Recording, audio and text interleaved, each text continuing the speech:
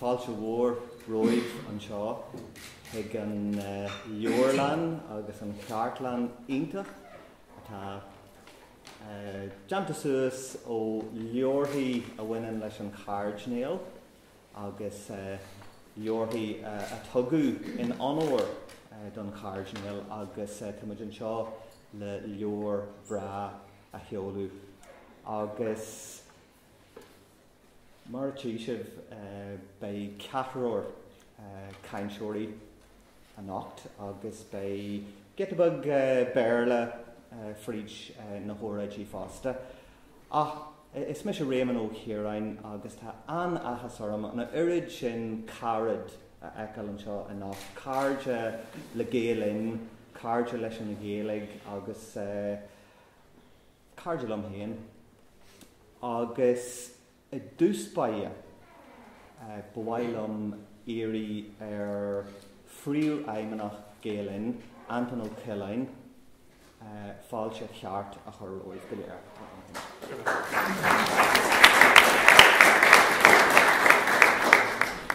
Gur mágam agus a réman chuirtú tána fáilte rih gachnaide agus ní aonhí in athúra. Dar is fearhas de bhfuil an ócáid an seohan Ard Mhacha mar tá Ard Mhacha agus an tíomh seo tíre lárnach de Scéal Ghael-Linn. Tá Ghael-Linn 60 bliain an Scéal agus ní bréagar bethe rá go raibh Ard Mhacha agus an tíomh seo tíre I gceist ón chéad lá. Mar na daoine a chuir tús le Ghael-Linn deascar siad as na hoscoileanna agsúla fud an Oileáin agus go dtí an lá tainneamh an tá effig an bhrá an seo ag Ghael-Linn an Mhaile agus tá Réman ó Chiarain ina bhainisteoir agus Pólín ní Gronnacha mar leabhádóir aige. Agus as an effig sin tá muidir chur seirbhís ar fáil do chuige ola agus na coláistí saoirí na himachtaí do dhaoine óga agus a lehéid sin. Sa leabhar seo feicimh conas mar a thosaigh Ghael-Linn agus an tús a bhí leis ná go raibh cuasaí go donna. Nachfuil sé sin anna cosúil leis an lá tainneamh an. Dúirt daoine tá an Gaeilge ag fáil bháis. Níl an rialtas dá riire faoin Gaeilge. Now, in áit a bheith ag cuine agus ag sileann in neor, thucraí an grúpa óg seo gur féitidís difar I dhéanamh iad féin ach an tarigad a bheith acha. Agus na daoine bhí gceist ná Donal ó Móráin agus Ard Mhacha agus an tríú duine den tríóid sin an chuid sin is an treice an trúr a bhunaigh Ghael-Linn an chéad lá ná Séamus mac Crosáin. Agus is ag Séamus a bhí an tuiscint conas airgid a criniú tríd na linse, na pools an bunithe an smaoinemh sin thucra siad Gael-Linn nó pools a bhunú watha leis an Gaeilge. Is úidir áthaisteam a nocht go bhfuil chun an leabhar a sheola go bhfuil duine Gaeilta le Séamus mac Crosáin, gur bé uncle so sin an tArdeaspag atá I láthair a nocht. So is iontar an chóthárlún sin agus mar tá glanda críar go bhfuil sé fáil a nocht chun an cuairim sin I dhéanamh. So mar dúirt mé bunaíodh Ghael-Linn I léhananta doracha, tá muid héis 30 bliain a chur isteach ag saothrú san na Gaeilge I mórán réimsí Scéal, cuasaí ceoil, cuasaí drámaíochta, cuasaí tionsclaíochta, cuasaí Gaeltachta, cuasaí óige, cuasaí éideachais. Agus níl an sin ach na focaile, tá an Scéal go léir in san leabhar hain. Tá Ard Mhacha ag dul do Mairéad na Chinnéide haring gachrid le chéile, do clóir connacht ag chur amach I bhfuil an leabhar ach tá creidúint ag dul thar aon rud eile do na glúnta a tháinig roinne a rinne an obair sin fad. Central to the work of Ghael-Linn was collecting money agus tá ásarm a nocht bhfuil réint daoine a láthair a rinne díreach sin. People who were collectors, timmery and gníomhairí son Ghael-Linn hart an ceanta seo na blianta fada ó hin agus mar dearm is leis an airgid a bhailí na daoine sin. It's with the money that was raised going door to door that Ghael-Linn was able to raise the flag and do worthwhile projects on behalf of the Irish language. So na rudí go léir rinne Ghael-Linn ag an tús is leis an airgid ó phobal na Gaeilge. So, being she the canch na lehananta seo are from the bottom up agus people-centred agus leithin, sin mar a hosig Ghael-Linn, agus sin mar támuid go fóil, támuid bra haciacht an phobal. We've always had it in spades, agus támuid buíoch de na daoine a rinne an obair, agus na daoine atá fóstig déanamh na hebre, agus díobse a phobal, a tháinig isteach nocht chun an leabhar seo a ceiliúr linn. So, gur na bíle maithagah.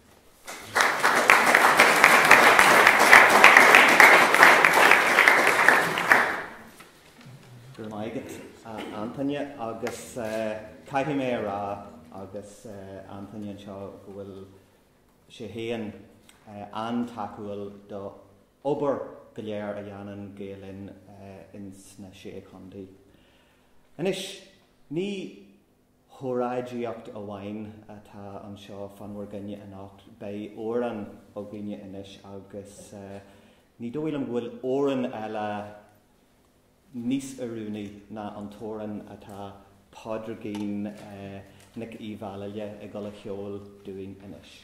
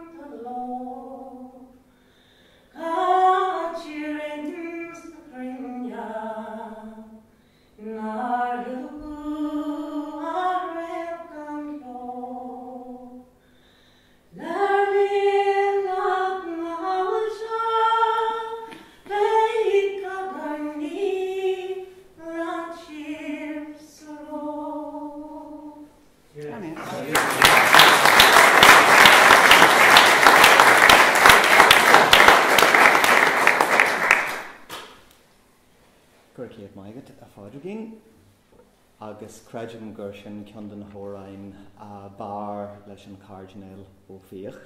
Inis ag bogu ré ag fear eile agus nuair a bhris an scéal go raibh an tArdeaspag cóidúr Éamon ó Máirtín capi sa ról sin fuair a héan gléic masra scioppi ó fádraig ó buil. Agus a gin si dú grú Gael ag an tArdeaspag le Ghael-Linn fríd an uncle is agasan agus ag an am níor thuig mé an táhacht ach tuigim inis gohfuil táhacht le gacrúd a dhéanann pádraig ó buil agus tugann pádraig ó buil antacaíocht do obair Ghael-Linn ar fud an Uilleann agus tá sé go le Leabharlann inis a fáidir.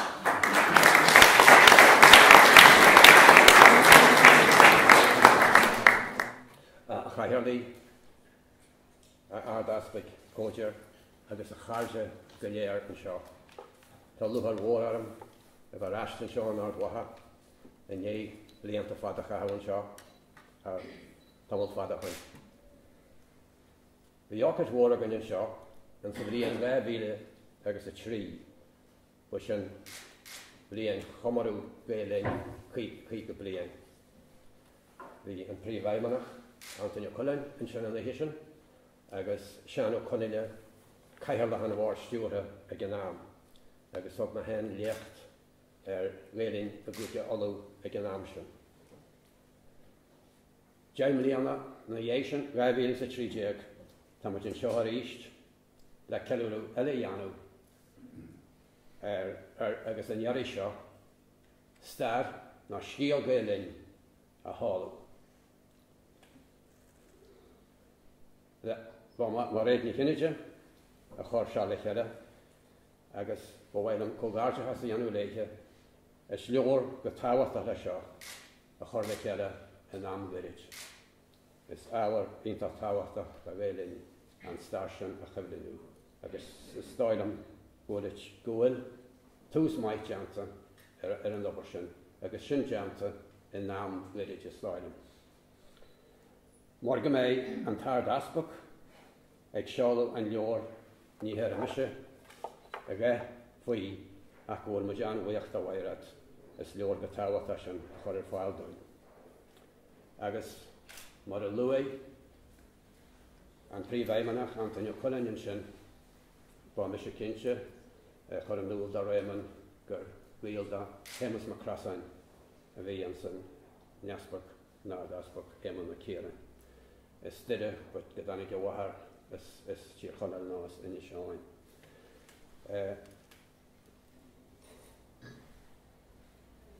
sé tamil fada a bhfuil me le Éamas mar Crasáin ar tús is stáidm a mí ibreán na bliana 2000 agus a 3. Agus siadm go bhfuil cara eile am a chuid na bhfuil am an tam sin fásta an chéad ácha sin fásta sin fear céile war réit an seo art ó mí leabhar. A th scarpaí nar chum a gobar le Ghael-Linn ar tús is ráid an eistí am an clia a 2000 a 3 sal a deacham ag an nósceáil. Níidir craig a trí. No, man eisceach, níidir craig a trí. Man eisceach sin. Níidir craig a trí ba clár ní gaignan a bhí gopar san áfik ag an am sin. Sin ban chéile Éamas mar Crasáin an dhé sin agus ba Robert Magórain Leas cheannas i Ghael-Linn sal ar ag se ba leas cheanna ba Robert a bhí in a bhainisteir ar Ghael-Linn agus ag an am fásta bhí se an egarthar ar cór. So sin tamil fada hain agus sin an dhé sin hanig mis an tuiscear sílam a mí an ábhah níidir chuig cethar mar a bhainisteir réigeantain seo le Ghael-Linn agrú ar fud an tuisceart agus faoi chráir Éamas mar Crasáin a bhí mar gobar an sin. Agus mar a dúir sin príomh-Éamonach bhí Éamas mar Crasáin an álach ar lintse bhí sé seall ó London agus bhí álas ag chud an na lintse sin agus ba fear ar an álas a gcónaí ag ar chuirsaí gró. Agus dabar muis go maith le cheile agus ar réir cheile hanig fios mór ar haftasteach ar an teaftasteach ón tuisceart an san am sin ba sin an na críogatí. Agus cé go dearm Virginia canvas a leirid muid hen ag an tús an Ard Mhacha daoine mar Cathair Linn agus John Gerlin sean ó Príomhaí agus daoine ealann sin ag am airid chuoi mar Crasáin i Deanghil le McLean agus daoine ar am siarach ó nóscail agus mar sin am na clia agus chuir se fud an canvas a le chéile. Agus is cumneach le mé teanghil anú lumsa agus ceiste chuir an min sásta glacúla fa seo le chola gobar sa tuisceart. Agus an nóia bhí fum mil sin haram. Agus sílam gur bheith sin tús ré na canvas eile an ré a chur blús leis an díalaíocht agus a chur blús leis an neálas a scabú ar fod chuigúála. Ní a bhhaim gorá na díaltarí sin tortaisteach airigid ach bhí sé a scabú álas go maiid faoin na scéimení eile na scéimení uidetheis agus scéimení cultúra eile a bhí ag an agras. Agus chuoi chuoi an cheanrasal sin Einta mai fud na cúige fad, go dtí ag tréimhse airid go ró an trían den teachtasteach an tír fad a teach an tuisceart. Sin an críogatí. Agus fiú ag an am sin bhí trublaidins na críogatí, ach ní roisid ar gáir bhí go halt agus a bhí sé an sa seachtatí, ach bhí go leor choristeach arinne agus bhí na hen a go leor barací ar fud an tuisceart le linn tréimhse sin. Ach Leabhar Mhacha agus Leabhar an ré. So, ba sin codhhaith a chuid dan tús a chur Seamus na Crossan le cuasaí Ghael-Linn. Ach bhí buintmhórig na Crossan le cuasaí Gró Cumáid, agus bhí ansam ag na Crossan na cuasaí Chillam. Agus ar nói an bhí sin fásta bhí ansam ag in inis bhí buinte na Crossan le inis frí agus leis an Donegal seo agus do réir sin. Ar scarpaí le brandú le gáil ré níos giste an sin, bhí aithrí airiteach chun cinne mar a clia agus tá go bhfuisteach nóla muid cathair ón Irish Management Institute le cinneal struchtúr na banistíochta go háirit a athú le cuasaí a chur an cinne agus le linnean rééis sin ceapú Seamus na Crossan mar bhainisteoir generalta ar Ghael-Linn. Agus ba na Crossan na bháil is stáilm den bhar stúir ag an go gapi me sin an éitsan mar bhainisteoir forbara. Agus ba sin an táim chu me se bhála clia an líteach seachthain. Mar a dúirsma bhí ansam ag na Crossan na cuasaí Gró agus na dhé sin dag sé Ghael-Linn le chalamán pléprint a bhí buinte aine le pléprint na dhé sin. Agus cé gur ag Seamus na Crossan cé gur ag sé Ghael-Linn ní hen sé dearm a riamhdá. Agus am bíthe bhí sé tíor chuine agus bhí sé seacht ar áist ó raithlis teanghfuil a dhéanamh lom a mana clia manachan le fáil amach go sé mar bhí Ghael-Linn gal ré. Agus le linnean tréimhse a bhí sé man na hagraíochta, bhí mar an plé agam le tíid bhí ansam agus a bhéalteach ar riamh. Bhí sé ar chalaiste saoirí ar an na farste stáilm an áige. Agus bhí ansam go teáige in Corcan Cinn in a bhéalteachta. Agus ggóladar leis roiinmuid go leor teanghfuile go Chillam an éitir ó a stáit ceannaige i Ghael-Linn. Mar sin talú ar mhór aramsa bhfuil an tArdeaspag an seo mar gaoltá agus bhuiitear hen muid í Máirtín in Nidir ba mhór an chuideú a thug siadsan do Ghael-Linn an sa blianta tasaí in Nidir agus an dhé sin. Nis ní hopanam an natseo aga gan mo bhuicha féna chur an úl do bhuiitear an tuisceart ar fad agus go háirit in sna seachtúidí nar a bhí na trublaidí go donna an seo. Ba sin an tam na riamh ar hasaí mar an tuisceart suas go dúlannach le na gcuid ibre a dhéanamh. Bhí siadam chuigear bainisteoirí Cathair a gobar dúin sa tuisceart an seo. Agus tá Leabhar arm go bhfuil chuidhhaithe go an seán ocht. Seamus ó Dónamh, bhí sé díráin mar bainisteoir díalaíocht a Cathair a díráin agus an san dúin. Néile Donnelly bhí an Ard Mhacha agus Fermanach. Tony Campbell bhí an Nidir. Kevin Mulheron bhí an Nidir Cumáid agus an Mairéad an sin faríar le linn na trublaidí. Seamus mac trainer a bhí na himpire anmhór an seo ó thar míle bála an Ard Mhacha agus bhí na bhainisteoir Cathair na dhé sin an muinehan agus gandé na mí agus a gandé luí fear ar dóid faríar tar luan na mar. But is stáilm go a whack bit go se linn an seo an ocht go se a gobar linn go fáid. Agus an sin an níon dunne Jeremach dunne antáil a heile sin Henry Maciala Indan is chundé intrama. A bhí an amháin a bailú 1,500 ball an sa teachtain ba sin an sa teachtain. Sa ar haisimuid ar chranachar uair, haisimuid ar cairde le a bhí rodí géirí Jackar agus ba rud mísúid sin. Ach a gamháin bhí Henry Maciala Indan bailú 1,500 ball agus tá Leabhar mhór an bhfuil níon an seo linn in ocht. So an dóirte bhfuilú bás mór.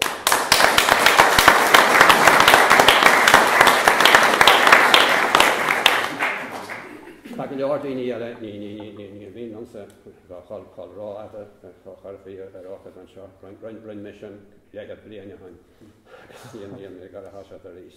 Ach go maiile sin duine eile a an seo an ocht agus an Leabhar an gháin sin seo agus a run chuishmór ibre ar fud an tuisceart cé gur sé buint le tír chonil agus létram agus Roscommon agus na contathe sin a lí agus na le bhíimeide gobar ar Ard Ghael-Linn ar Fhiaich tréimhse fada run muid sacrú go mailethe na timperí na leorthaí a han bhí agus ag an am sin hí brína buchaine a bhfuil a ceire chunda i bhhaile agus tír chonil beagna ar fad ag an am agus bhí siad an goráiseach isteach a 10,000 punt neta an cheantar sin. Ba sin na stáilm, ba sin na sláis ibre bhí go réig an am sin. Agus tháinig bríon ó am go chéile tháinig sé tháinig sé steach an tuaisceart agus run sé obair an tuaisceart agus lean sé an obair sin go dtí bheits ar rins blianta tháinig stáilm. Chuid mhór daoine eile a bhí gobar an seo ní roh am agam agus tásúla gom na go minic nar a lóra mar seo fágam daoine se go mí ach chuideach go an seo an ocht fásta ónú raffartaí a bhí gobar dúin seo ar féin am líanta agus a chuí ó jaas fásta sean ó P1E Brendan O'Neill agus fear ar Hubbardú dearma dhéanú dá agus a bhí na bhainistear náisiúnta dílaíocht againn nar a chumise go bhaile clia sin deasún mar chudaí is Ard Mhacha seo bhás farmana ar tú sé agus run deasún mar chudaí an seo obairínta an seo an sa tuaisceart ba díaltar an scaithe bhí an agus chuis sé ré an sin le go bhaile clia mar bhainistear náisiúnta dílaíocht agus bhí sé lé leis an foran dílaíocht. An fod an dílaíocht sin a haisimuid a gcóirlam a crasan is le blianta tasaí agus bhí a galar fod na tíre an dhé sin. Agus an sin na cailíní ar fad a bhí gobar an San Affric an seo hí sé sreid an Englishly an sin aní né fin an íon roiithaí rá sin ní chonile rá sin mórteach ar lachdeiscean or sin anam an seo nach mála ní galahar mar a ggéarna aní ní híanaan ritam a gcuigean agus na daoine í gobar an seachta inis frí ar chur mar chasan tús leis Mairéad ní ganaile sin bannaí Ghael-Linn in na dhé sin Ítaní Rafferty ban Eugene Rafferty Margaret Pickering sin ban chéile Johnny Pickering bhí leis sin gealúg ná Malachi Sweeney céirí ban agus ar chormuid cearnín dá chuid le cheile sin a couple bliain haint.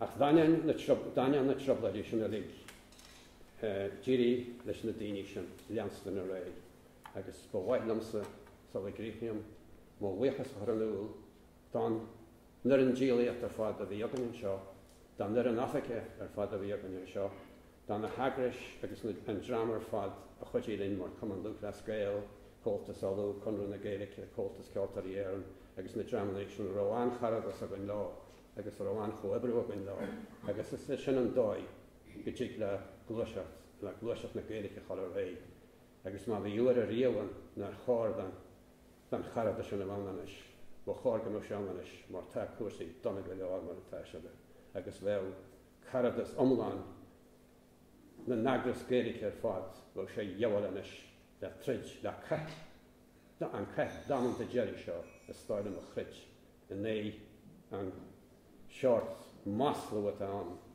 mar a hálaí ar na mailehain sin le Jerú mar a choirú Jerú leis sin le sean a chorann agus daoine mar sin.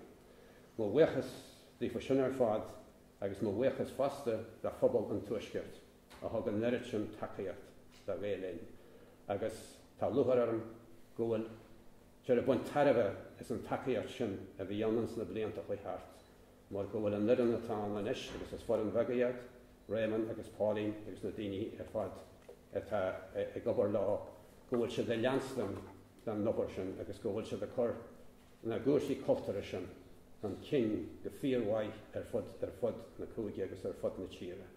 Tá mála mór teiteach go is leanstan leis an nobar sin agus tá súlagam leis an Scéal Ghael-Linn tá chu ar fáil an isis agus an phobliacht a char of a bunch leishan, agus an phobliacht a winning le agras mar Ghael-Linn, ever an teal Fhiaich Scéal Ghael-Linn, agus ní agras Leabhar bíthe bhí na dastalí Éamon. Agus agras go maith agus ní hictar seo go minic a chur fastaíocht ionta ar far. Fastaíocht, ní bháin fastaíocht, bháin amsere, sin, which a bhaith Mairéad with Mairéad sin go bhfuil céigean ar ní fastaíocht tréimh sé airitin sin. But nastaíocht páirteamseach a bhí an. Idir chimherí, agus fóhimherí, agus stíaltarí, agus canvasarí, agus a hanrod, na daoine a bhain leis na cearníní, na daoine a bhí mátarat ar scolarachtaí. Bhí fastaíocht ionta ar fad chur ar fad ag Ghael-Linn. Agus mar sin, ní dahar a bhí gur chár ceirúí anú ar 3 Scéal bliain. Agus tásúlagam gur seoladh an leor seo go mis mar chudda. Agus tá anmhad ar an go bhfuil an tArdeaspag Éamon ó Máirtín an seo. Mar bhíal da mar hanchara rige híl sin an cosna wat sin seo sin.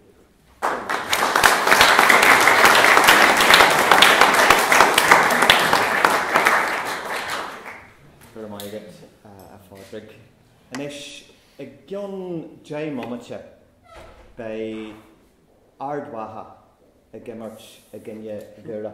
I gcórn I éach agus is as dura rugu in nura an tArdeaspag agus creid nó ná creid tá cursaí mathematica deanta agus bei Ard Mhacha a gimmart a ginne gura jadóní a grisfeic linen a gríú chórn I éach. Agus le fáilte a chur róit a go Ard Mhacha tá lasrúnaí ward chundaí Ard Mhacha agus sean ó mhaol sé if I got Gaelig chundaí Ard Mhacha a go le bronú rud ag an ortanis.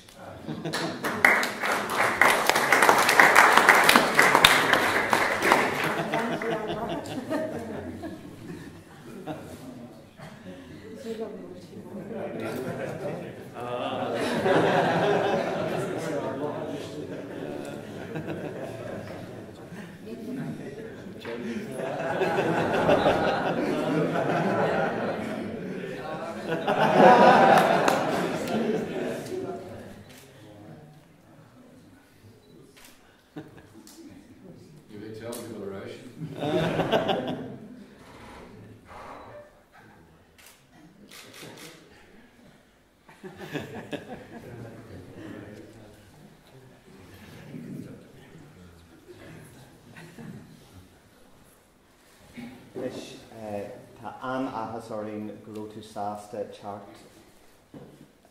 Leabharlann not agus on leor seo a sheol a Fhiaich tArdeaspag Éamon ó Máirtín Leabhar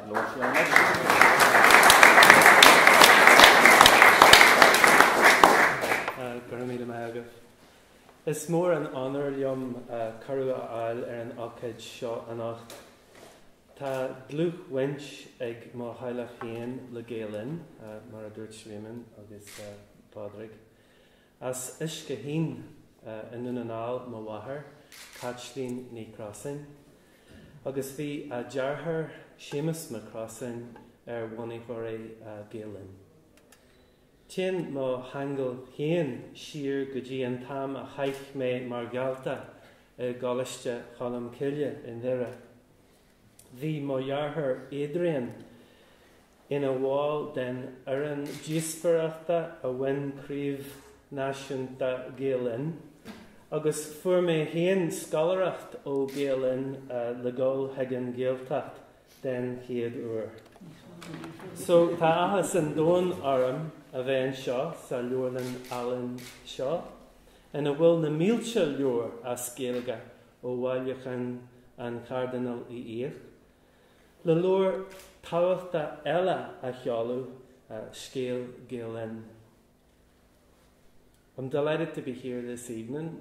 I've got great links with Ghael-Linn and to be here in this wonderful library to launch another tremendous contribution to the Irish language. It's a great honour for me to be here. Show me a chula mé tracht Ghael-Linn agus mé ag fas a níos. Agus bhí Ghael-Linn ag gcónaí chun tosaí maidir le cur chun cinn ar deanga guthis. Bhí Ghael-Linn I món fintrialta, sosialta agus cultúrcha sulla a ró tracht an acal entrepreneur. Bachrú paradigm nuair a thosaí Ghael-Linn ag cur na Gaeilge chun cinn le cur heige an gró. Janan an lór Alíonn seo chur síos an tionscantacht a bhí agus atá go fáil ag Ghael-Linn agus na scéimeanna éagsúla a bhí acu a sprág a náisiún thuaidh agus theas le meas a bheith acu ar an nuachas. Ghael-Linn, from its very earliest days, was prepared to use innovative and creative techniques in order to spread the Irish language north and south. And its ability to harness business ideas in order to spread the good news about the language, I think was one of its great successes. And we have a huge number of examples, as you know, of the many ways in which Ghael-Linn spread the word about the Irish language. Scannon nos Mairéad, sheol le Sean Mairéad, Líonse le Harrogad Awalú, bingo, College Sorry nos College Mahra Rorty, Gisperachti, Canch Fibli, Fhiaich Pella, Tran na Gheist, agus in seo Fhiaich Ard Mhacha. Chin an lista is Is féidir le grúpa bug daoine an dóin a achrú. I think if a few people who have a vision and a dream get together, it's amazing what they can achieve. Agus sin an rud a tharla nuair a tháinig Donal O'Morain, Robert McGoran agus Munkle Hain, Seamus McCrossan le chéile. Bhí cuasaí achnamíochta olc go leor in aireann sna céagaidí.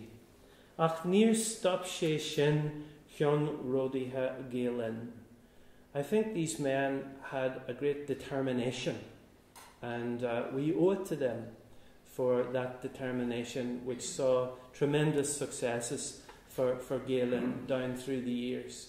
I know that Donal O'Morain, for example, was a bit of a legend in our house in Derry. Mind you, one particular day he arrived, it was actually Good Friday.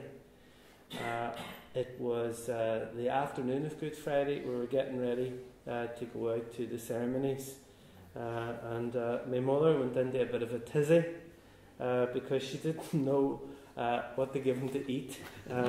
But I do think that the tremendous work that was done by Donal, Robert and my Uncle James has lived on in Ghael-Linn and been carried on by many other great people, as Padraig described for us there. Bhí Fhiaich ad Cheramach ag na Bonnihoir, agus go gerid ina dhé, hús na hagraíochta, hanig ar bord ochar imróirí nos Padraig I Bhail, no Paddy Ghael-Linn mar is far aithnéir, agus tá ahasarm go bhfuil Padraig Linn anacht. Creidim go bhfuil spirid Bonnihoir Ghael-Linn an go fáil. Dúirt Éamon go bhfuil Ghael-Linn lárnach san iireacht lár inad nua a thógáil hís thuain sa Seamlas.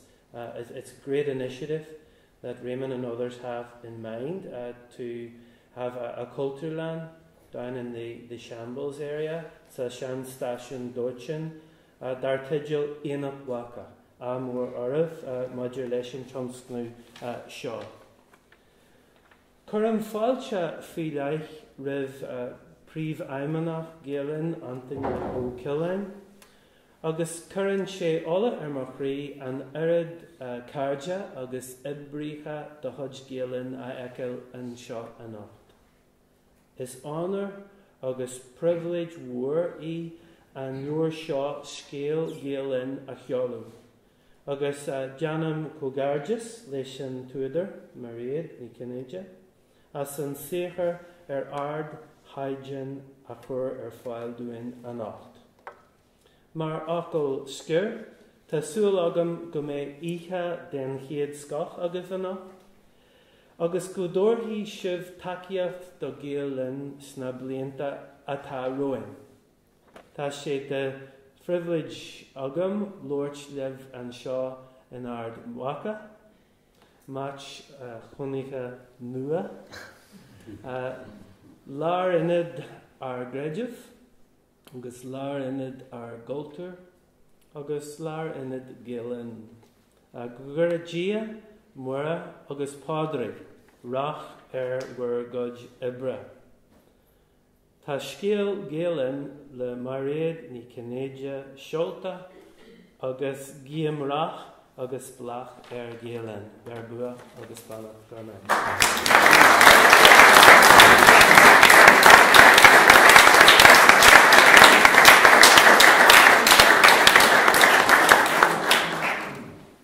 Gurcéad Mairéad a thuilse.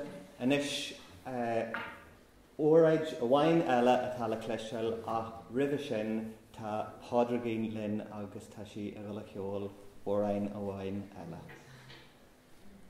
Unfortunately, that was my only song on Scéal, so this one's as fairly Shanna Golden. Oh, the cold winds from the mountains are calling soft to me. The smell of scented heather brings bitter memory. There's a wild and lonely girl up in the summer skies, flying high o'er Shanna Golden, where my young Willie lies. Do you remember, darling, we walked the moonlit road? I held you in my arms, love, I'd never let you go.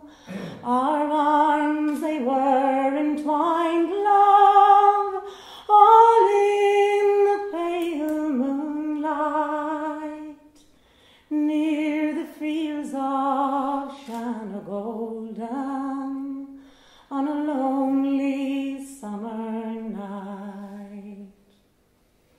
And then came the call to arms, love, and the hills, they were aflame.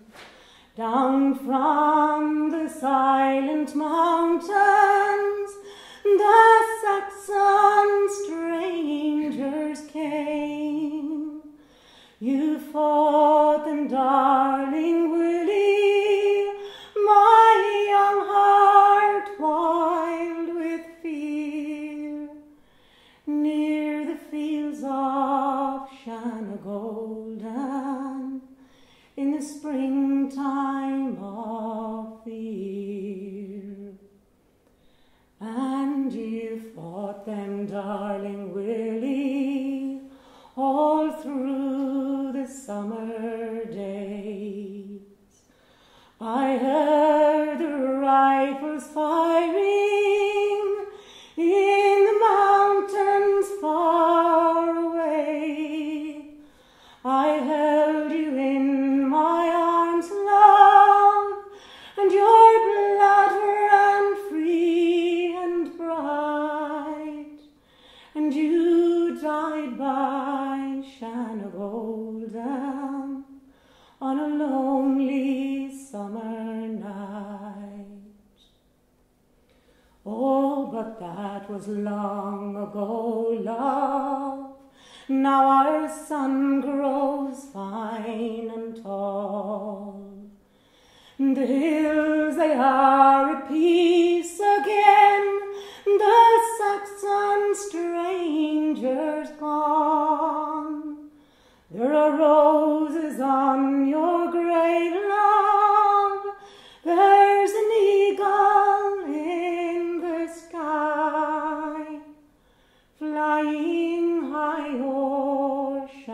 golden were my young willie lies.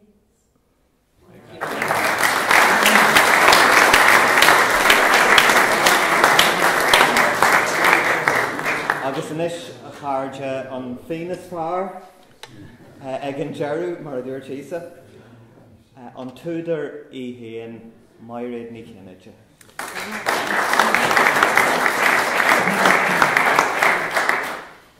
Le dúas bháil an buchas a bhfuil leis an tArdeaspag as an leor a sheolú, agus tásúil agam go gapi sé bhéan go bhfuil an mollú thug sé tiltte ag an leor. Gur míle maithagad tArdeaspag, agus géim gach rathard in Ard Mhacha. Sa bhléan 1986 ceapan dír agahor Gaelige an Irish Press orm, agulú a chur stúrthóir an cholachte playprint, a bhí tar éis conra híú leis an post hanna tigidaí don chranchar náisiúnta a chlóbhúla. Séamus McCrossan a bhí an. Bhí is agam ag an am go raibh buinteag séamus trá le Ghael-Linn, agus tá písabag san alt a scríb mé bhí bhlianta tosaí Ghael-Linn. Ach da mé is agam go raibh mé lá éigen an star Ghael-Linn a scríb churn a bhhaid níos mó ceisnar ar chéamas ag an am. Fuair séamus bás rint blianta solar thosaí mé ar an obair seo, agus ní bhuair mé deis aithne chu réir. Although I met Séamus McCrossan only once or twice, it was clear to me when I began the research on the history of Ghael-Linn that Séamus was the driving force behind the Ghael-Linn pools.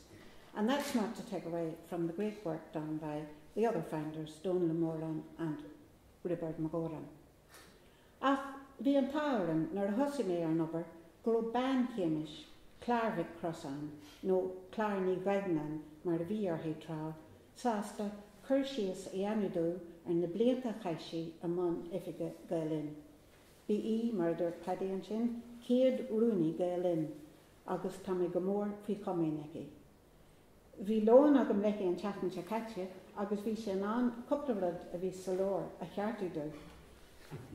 Mar hampla scríb mé gur ag Séamus Ghael-Linn in 1970 han an gnó playprint a bhainú agus dúirt Paddy an rud céine, agus sé féirní an Scéal go raibh Séamus blian gan post solar bhaine sé an gnó clódóireachta ach sin. So tá mé cinnte go bhfuil rudí eile sa leor, go bhfuil butún eile sa leor nó rudí fágar lár, agus fé an fíorhhaíochtaí as éad a chur nuaildú. And I'm sure there are other mistakes in the book, but one thing that can't be refuted is that more than 1/3 of Ghael-Linn's income from the pools came from Northern Ireland. And that income enabled Ghael-Linn to make the films Mairéad and Fhiaich and records such as Clannad, Albert Fry, Jerry Oates and Páirigín ní Holahan. How was it? Agus a lánal. Agus go bhiston is early an scéal ag cranchar cardé a hanig an áit na linse ag Jerry na seachtaidí. Agus tá cridbord an creidúint sin a dul do fára go bhuail, agus den éireann an seo an Ard Mhacha.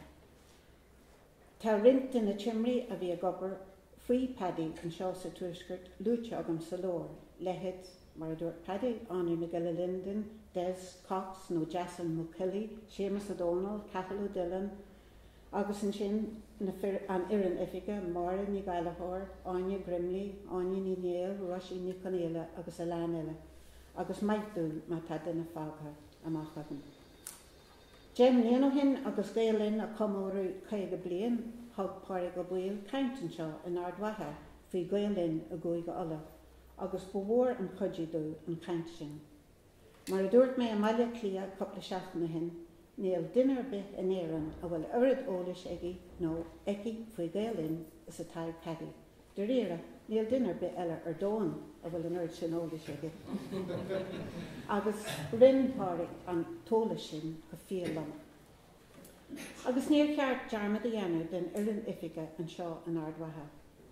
Agus ólas a bhaile agam don leor, bhór an tiantas a chuir séaran an méid a rinsead agus atá dhéanú go fóil acu son curchan cin na Gaeilge sa Chóras Éidicas a Hui. College de Sairi, Commertas Trán a Geist, Cursi de Wiltshire, an factus an I multi an Ard Mhacha ar ó Part Ward e Kevin O'Patchin agus Ferdy McAnalion, agus na héirh dé rinnu chan sim scolna den tradiisiún éantachtach a bhuascad ina nóchas Gael. Ní léon dait na bhfuil écht ibre déanta agus ar siúl go fáil ag an Ireland Big Shaw, Raymond O'Keran agus Pauline Niconacha, agus tá mé Harga buich dóibh as an ihe seo agrú. Má bhuichas fásta libse as a bheith lachar a nacht, Tásúil agam nach méid díma ar fina bhfuil sa leor.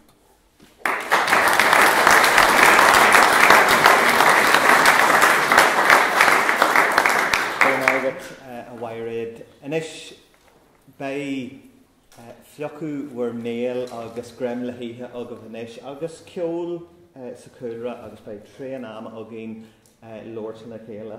Ach tá catalóg áirsin ceol a Ghael-Linn agus tá magala éirí ar an phríomhaimneach Anton O'Kellain coppla glúgus atá iúnach a bronú ar an tArdeaspag a cheol an leor dúin a nacht.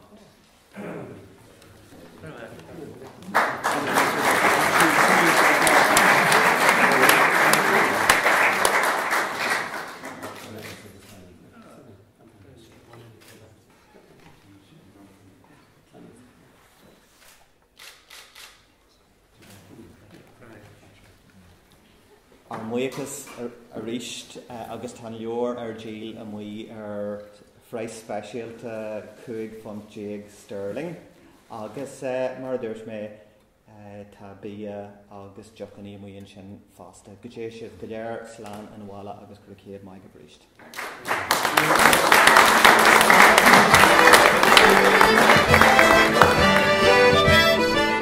Cílíonn Ghael-Linn cidmhór rudaí do cidmhór daoine ach dúsa go páirsanta Janam co-anonymous idir Ghael-Linn agus na College Saoirí agus tá ceithre College Saoirí a Ghael-Linn, tá College Leabharlann hí sa Gorky, tá College Mairéad in Mayo agus tá College a Ghael-Linn thuas an Nuna Ngáil, College Waharorty atá 10 bliain ar an ód agus College One in Inver atá 8 bliain ar an ód agus a Leabharlann sport isce agus tá obair hailteach ar buna Ghael-Linn leis na College Saoirí má churann sé airgid díreach isteach thuig na cantracha leideire Gaelig an áitiúil na caintúirí dúchais Gaelig.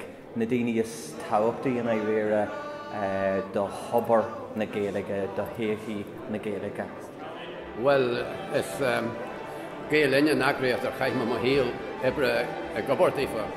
Dabar me le Ghael-Linn ar fai ghaiscár blian ó 1953 go dtí 1990 agus caithme ráidgur agras bhí an ar bhain mé an spéis go deoas. Is an méid ibre a runsiad de chóirsaí cultúra agus oideachais agus an nastíocht an fastaíocht mhór a chuirse ar fáil de phobal na tíre an ceangal miltin a bhí acu leis an Gaeltacht agus le ahanfart an tír ba agras de agras Gaeilge ba agras anhaith acnamaíochta agus cultúra agus oideachais é. Well, Ard Mhacha cara le scáir bliain I tuigisc agus mar bhaintúir bhí tú gcónaí geirí úsáid na Gaeilg a chothú tí muí de chóthaigh scála agus tí muí de chóthaigh san tomra ranga agus ní raibh eagraíocht de bí a bar a tháinig a darthailíonn na Gael-Linn ná deagraí sé trá na gceist agus deagraí sé díosparataí agus comórtas caint fuiblií aber agus bhfuil tróna galanta muotheagain in san sólan in uair an rá agus bhaistí is na scáiltathe eile agus ar nóid rud luchar a gcuthalaí sogaine chalíní sa chólatar agus muitir Ghael-Linn a deagraí sin le go léir agus bhí freastal orinne ar na riachtainna sí bhí againe agus an sin chear a duile san ábhlíonn thocha sé isteach na scála agus bhfuil na scolarachtaí le bronnú agus bhí sé heireh fiad agus chug sé le scolarachtaí agus ceithre scolarachtaí agus scolarachtaí omlan de bhicléan sa gine agus dhéanam an íarine ba iad na chairde a bar a bhíad múntrí in sna scáiltathe in san chóras a decha sé riomhéad Ghael-Linn. So sin ma haithí páiste ar Ghael-Linn agus tá go mórfa go míneach. Dehin nach breag le rá gur bunan Ghael-Linn agus achrú Scéal dú híon go pásanta ní breag le rá nach an targad a deas aganne le gáilhán na Gaeltachta ach dochrail Ghael-Linn scolarachtaí agus bhí an táharm gur bhuairmar chun in san céad bblion sin. Agus ó hinna lei, is do bblion nídeag nócha hap thug mai éir an Gaeltach agus sppraig sé monin anam, sppraig sé fion bhas agus luachanna defriúla a hana go maithe san cuairt sin go maithróirtaí na bliantí fadó. Agus ó hinna lei tá mai cléanta drá na Gaeilge, múnseoir Gaeilge mé scoilmhara maithar féalta agus bhí mar phríomhaide ar choláiste bhain an inbhar na coppla bliana nuas agus taithí iad sin nach bhuaithín achabéad Ghael-Linn ón tús. Tá glúch winch ag mo chailech híon le Ghael-Linn as is go hín in an anáil má bhathair Cathlín ní crossing agus bhí a dearchar séamas má crossing ar bhunaíthóirí Ghael-Linn. Chéan má hangal híon siar go dtí an tám a chaich mé mar gealta ag goláiste cholam ciile in nire. Bhí mar dearchar éadraon ina bháil den an díosparachta a bhain críomh náisiúnta Ghael-Linn. Agus fuair mé híon scolaracht ó Ghael-Linn le gol ag an Gaeltacht den chiad uair. Seomí uair a chula mé tracht ar Ghael-Linn agus mé ag fas a níos. So bhí sé de privilege agam an leor Scéal Ghael-Linn a chealú sa Leabharlann Cardinal í Éir anna. Well, Cílín Ghael-Linn díospartaí scoile, díospartaí ollscoile, sin an chéadú ar chuir sé ólas ar Ghael-Linn.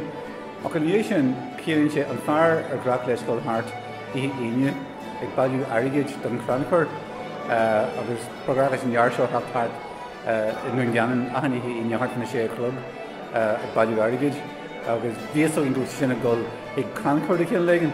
Agus bhuiin mé é coppleúir ná ar dearn gur bhuiin mé coppla pont in is ríist. In dhé sin policy Gaeilge in sa Gaeltach maithar róirtaí agus bon an inbhar sin an rud a chéann Ghael-Linn dúsa. Agus is cinnam bheith ag ócaightain seo beidir trocha déanamh hin agus dóin go mórrain ag teantaiste agus léach mór a bhí an in san am sin sin duine daine seo a bhhaí an rud seo Ghael-Linn cin branda a bhí an agus branda atáin, ba sin mar a chéann siú. Céalaíonn Ghael-Linn dúsa mar rinne as Ard Mhacha duine bhfuil na chríostaí sa Gaeilge agam.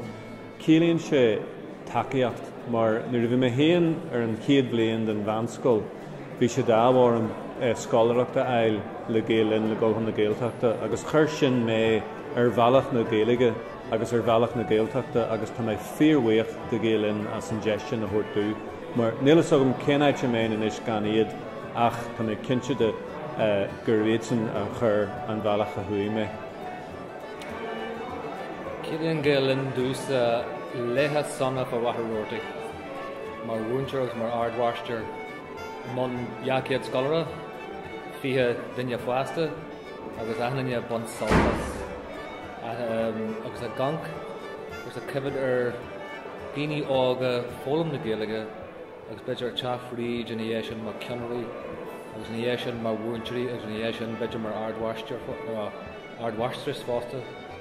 Agus a feicil stíine mar sin na fuasa níos leis an Gaeilge sin rud a chéann sé dúsa. Well, tá mé tréis má héal a caithah le Ghael-Linn, ní mé ag obairán ach beidir le gábhlíon déag ach ó rugú mé tá mé géisteach le ceol Ghael-Linn ar an radio chuaigh mé go dtí coláiste saoirí nuair bhí mé ar scoil ghlacham mar páirt in na díospóireachtaí is cuimhin an chlár radio, is cuimhin an sconáin. But dar réir sin tá Ghael-Linn tréis a bheith mór himpeall orm má héal ar fad agus is privilege domsa inis má héal ibre a chaithh ag plé leis an obair mhór a chur daoine tús leis 60 bliana. Nuair swinning Ghael-Linn an céad hadú seach bhaig ná Mairéad agus an chuirm ceola bhí acu Cathair an riadach agus is cumbalm an Cairnin na Ghael-Linn bhí si ceanna Chinnéide agus Albert Fry. In fact, bhí grúpa agin in dalgin na blintohin agus bhí manas agus Sean go bhil or Huasting bhí trigéirí beidir go dhéanam bhí Cairnin na haig Ghael-Linn nó hit an rudsin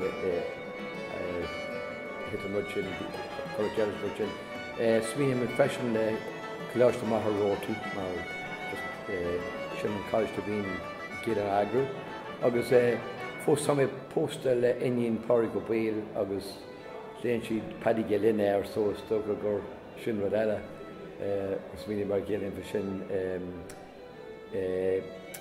bhí Eamon cainte le Paddy fé an obair rinne Paddy san túisceart agus an deisceart fé Ghael-Linn agus de Crancor agus de Bailliacán agus ruí mar sin.